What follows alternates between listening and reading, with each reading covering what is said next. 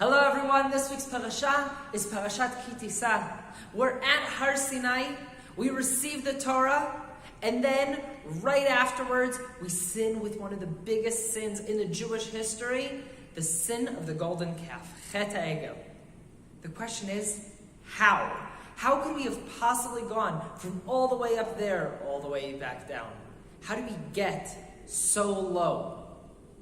God takes us out of Egypt. We see all the miracles. He takes us through the Sea of Reeds. He splits it for us. We see it. We get to Har Sinai. We hear God's voice. And then Moshe Rabbeinu says, I'm going up to receive the rest of the Torah. I will be up there for 40 days. And we miscount. We miscount by a day. Moshe meant from tomorrow. We thought from today. We misunderstand. And by noon of the 40th day of the Jews' count, we say, he's not coming back. That's it. What are we going to do? And there's the sin of the golden calf. How do we fall so low? The generation that heard God speak. It's a very, very big question.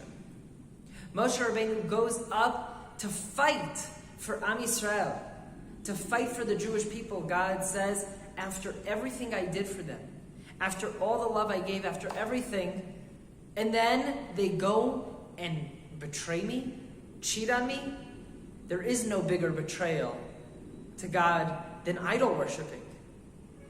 And going and betraying me, spitting in my face like that, God says, I'm done. I will take you as the remaining of the Jewish people, and I will make you into the Jewish people now, but let me just destroy them. And Moshe fights for them. He gets up and he fights and he says, if you do that, erase me from this book that you wrote. I don't want any part of it. And there's a lot of fighting back and forth and arguing between God and Moshe on behalf of the Jewish people. And this is very, very interesting because the word in Hebrew for forgiveness, there's a few different words. And we hear the difference between mechila and kapara, two words that are being used throughout the parsha. And Moshe Rabbeinu is asking for God to forgive the Jewish people for the sin.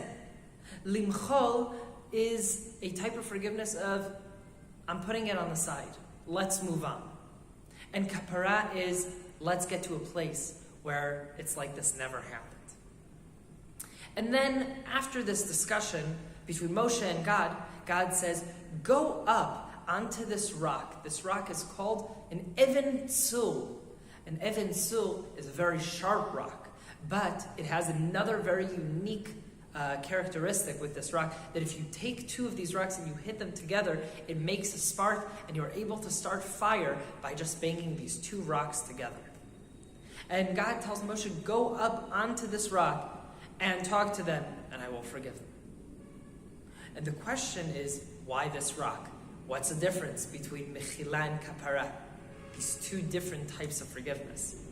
And they're very much connected. So we talked about the Even Sur as a way to create fire, a way to create a spark. If we wanted to create fire, we need two things. We need something to make a fire, right? We take a match, we make a fire. But we also need the conditions to be right. You want to make sure it's not too windy, that there's a bit of wind so that it helps the fire. You want to make sure that the wood isn't wet. But what about an Even Sur? An Even Sur does not have that. You can put it in water and it will still make a spark. When I want to make a fire that is based off of oil, I need to keep on adding oil for there to be fire. And with an Even Sur, I don't need anything. The fire exists inside this rock. And to tie this all together, the reason for the Even Sur on one hand, and for the being able to be forgiven, to get the kapara, the forgiveness, like the sin never happened. together, what do we need? We need a change in the way we think.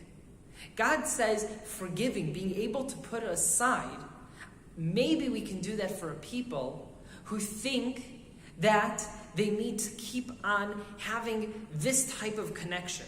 Moshe's gone for a day. What do? We go and we idol worship.